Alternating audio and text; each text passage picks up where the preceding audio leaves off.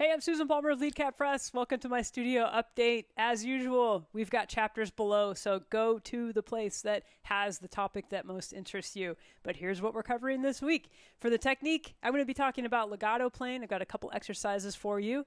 For the reading studies, I'm going to go over some different ways to pick eighth note triplets. For the chords and grooves, I'm going to demonstrate a Charleston rhythm with some spicy 2-5-1 chords. For the scales and soloing, I'm going to demonstrate a whole tone lick and kind of break that down for you. Some really cool stuff that happens on the guitar with whole tone scales. For the theory, I want to talk about applying what you learn to the guitar and some strategies for helping you accomplish that.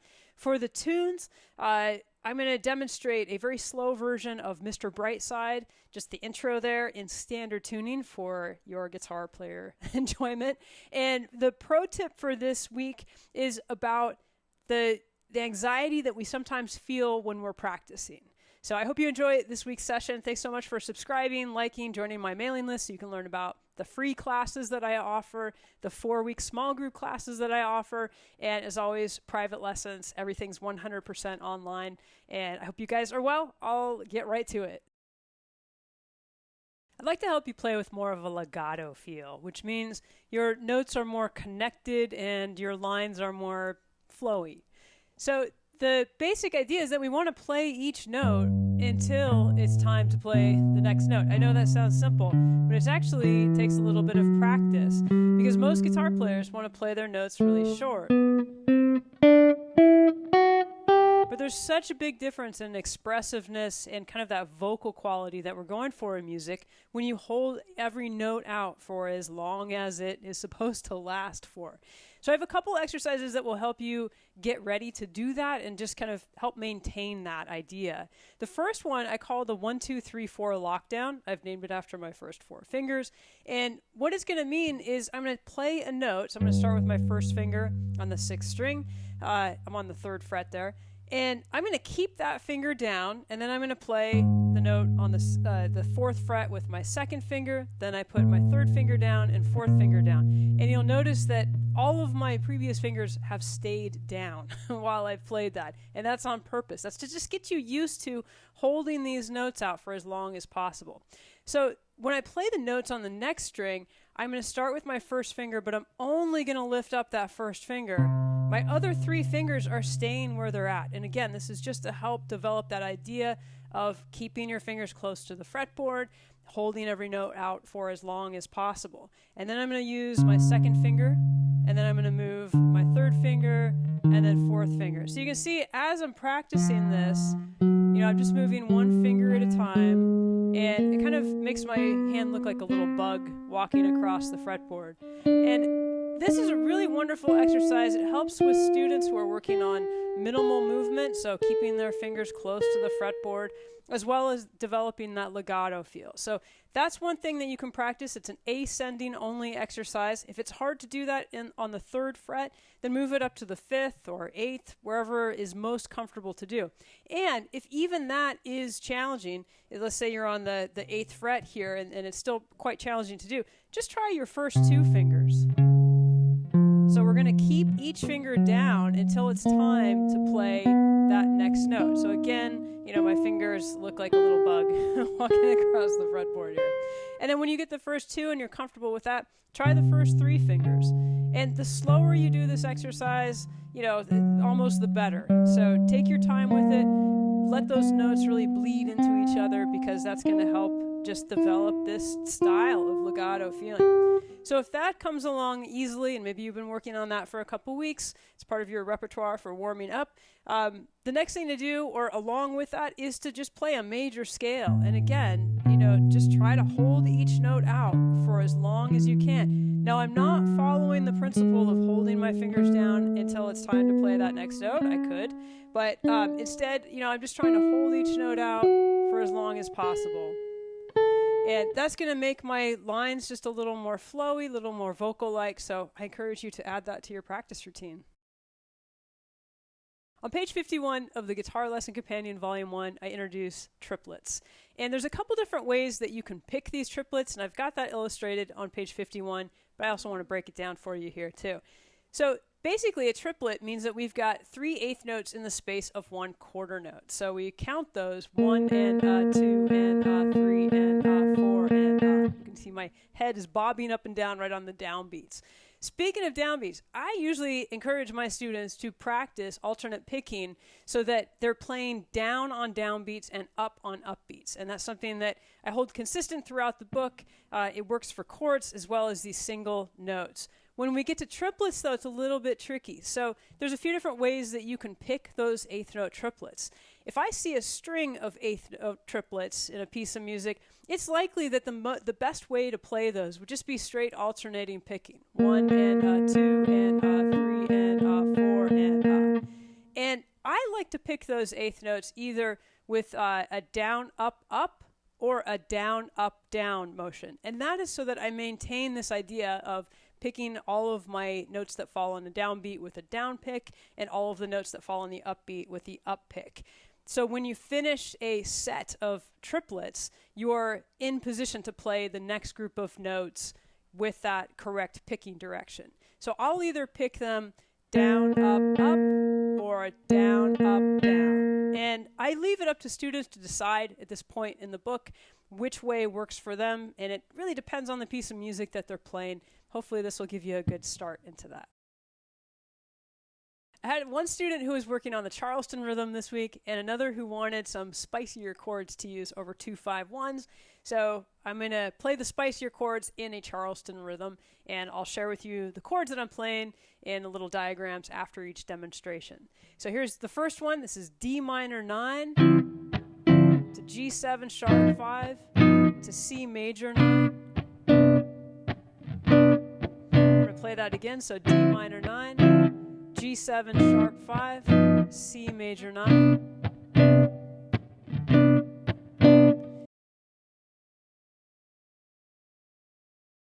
And here's the second one. I've got A minor 11, D7 flat 5, and G6. Here it is again. So A minor 11, D7 flat 5, and G6.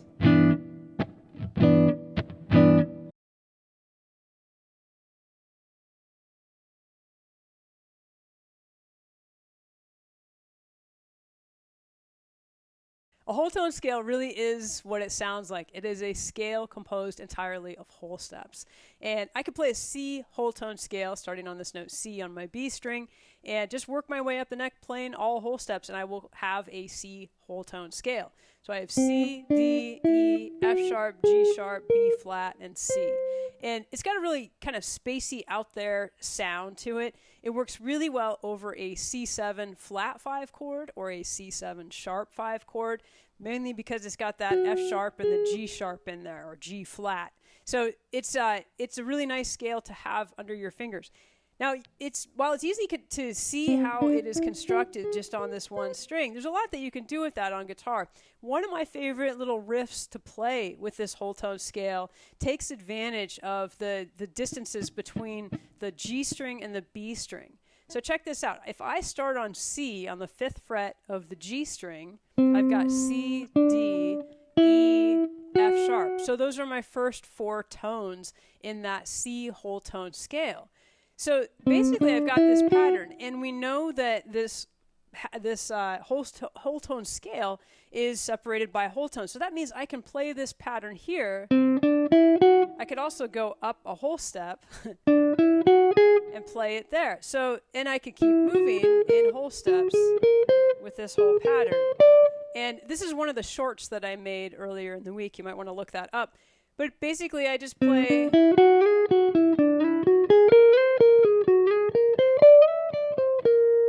And I think I ended with a chord, but I can't hear because my frets my guitar is not a cutaway, so I can't reach up there to grab that chord.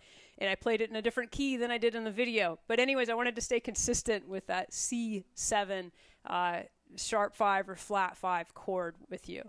So it's a really fun thing to play with.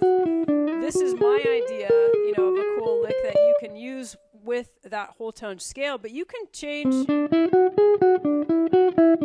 you can change that up any way that you would like. And just for the record, like, you can see how, since this scale is composed entirely of whole steps, this C whole tone scale, you could call it a C whole tone scale, a D whole tone scale, E, F sharp, G sharp, or B flat whole tone scale.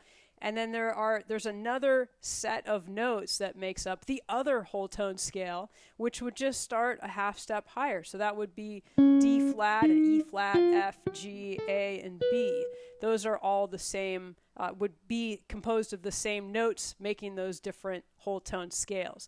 If that's a little over your head right now, that's all right. We can always swing back on that later. But the thing I wanted to get across is that this whole tone scale offers some unique patterns and really cool things for guitar players. So have fun with that. For the theory this week, I want to talk about the importance of applying music theory to the instrument. And this kind of came up for me this week because a few weeks ago, I taught a free online small group guitar class, which I offer every month. You can learn about that by subscribing to my mailing list below. And in this class, we went over major scale construction. And so I had worksheets for everybody, and they wrote out, and we did the formulas for the major scales and all that. That was cool. And then I talked about how to apply that to the guitar. I have a bunch of different exercises that I use, and I gave them a plan, a very specific plan of that involved 12 and a half minutes of daily practice using a timer and some backing tracks and, one string at a time, one key at a time, that kind of deal, and working up through the different patterns. And it's a pretty straightforward exercise. I've used it for, more than a decade with my private students. And so I was really excited to check back in with these students at the end of the week to see how they did. I think that accountability is really helpful and important in a person's musical growth. So I reached out to everybody, and I heard back from a few, but I did not hear anybody say that they were able to do the practice every day in the past week. And that was the assignment, was this 12 and a half minute study to practice it every single day for a week, and then, report your results. And it was really interesting to me because the people, when they were in the class, they did a great job with the major scale construction and filling out the worksheets, and they understood it, and they seemed to be very fired up about doing the work. And so when I checked back and was not getting the results that I had hoped for, it really made me think about what happened in my guitar classes when I taught at Seattle U. And what I learned really quickly to do was to grade students on the amount of time that they practice every day. So in order to earn an A in the class, all you had to do pretty much the first year that they were studying with me was to practice their assignments for 10 minutes every single day. That was it. And at the beginning of the quarter, everyone was like, oh, that's going to be a piece of cake. And it was a struggle. By week 3, definitely week 4, students were like, oh my gosh, I'm having a really hard time finding time to actually practice this stuff. And I just kind of sat back and I was like, that's the whole point of this is, sometimes it takes, 2 quarters or sometimes even 3 quarters for students to really learn how to practice. The most important thing is to get that daily practice in. So I wanted to choose something that was manageable, but also, you were still going to accomplish something in that time. So I chose 10 minutes on that. And so it was interesting to me to kind of see this in this free class that I offered where the students were not able to do that for whatever reason. And I think it has to do in part with the accountability of, kind of checking in with somebody on a regular basis and having that grade, some people are influenced by that. And just what happens when you're in an environment that really wants you to learn. And that's something that happens in music schools. So while you can get a lot of information online and in books, you're just not going to get the same thing as you do when you're studying with a private teacher, when you're taking an actual guitar class, when you're enrolled in a guitar program at a university or college or program, community event, anything like that. And so I just wanted to kind of note that, I see the importance of having a environment that helps you succeed. And so if you're wanting to put the music theory on your guitar, or you're just having a hard time, like maybe you know what to practice and you're just not doing it on a daily basis, I want to encourage you to find a practice buddy at the very least, or consider hiring a teacher or taking a class so you can get that accountability that you really need to reach your full potential, because it's there and you know you can do it. But, there's a reason why we have schools. There's a reason why there are private teachers and music studios all over the world. It's to really help make this stuff happen. One of my students wanted to learn the tune Mr. Brightside by the Killers this week. And when he looked up how to do that on YouTube, which is always what I suggest the students do when they are interested in playing a tune, he found that it was in the key of E flat, and he didn't want to retune his guitar, and I totally get that. My advice, if you want to do that, is to have several guitars and keep one of them in the key of E flat, so you don't have to kind of retune every time you just play that one song that you're learning from the internet.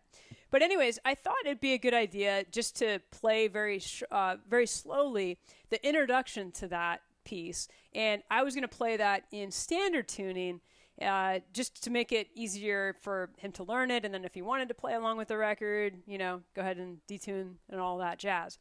So I recorded 3 different shorts for the tune.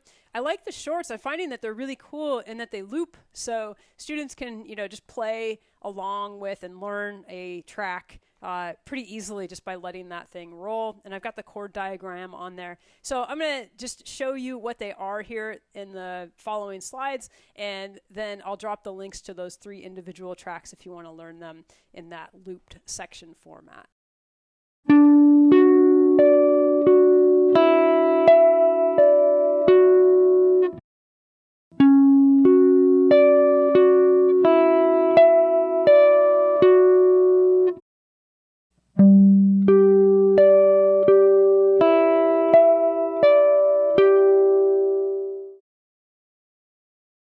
My pro tip for you this week has to do with anxiety, and specifically the kind of anxiety that shows up when you're practicing. So a lot of times when we're practicing and we're struggling with something, this thought will enter your mind of like, you should know this by now. And it's like so unhelpful, because the thing is that you're actually learning it. So you can tell that voice in your head to be quiet, because you're actually doing the thing that it wants you to do. You're learning it so that, you can put that to rest so it won't have anything to complain about.